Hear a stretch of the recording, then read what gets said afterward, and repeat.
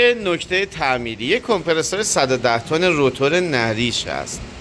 ببینید تو روتور نری تو تعمیرات قبلی برداشتن شفت زخمی کردن که کنس رول برینگ سر جاش بشینه، مستقر بشه، جا گشاد بوده.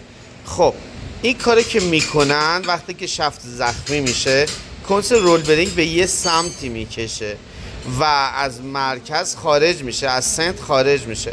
کار بسیار اشتباهی هستش. زمانی که گشاد میشه کنس رول برینگ، روش های بازسازی شفتی داریم که اونها باید انجام بشه. البته میتونید روش های بازسازی شفت و آموزش و تعمیرش رو تو فیلم های آموزشی که خیلی زود در سایت گروه مهندسی مهر اسپند آپلود میشه ببینید.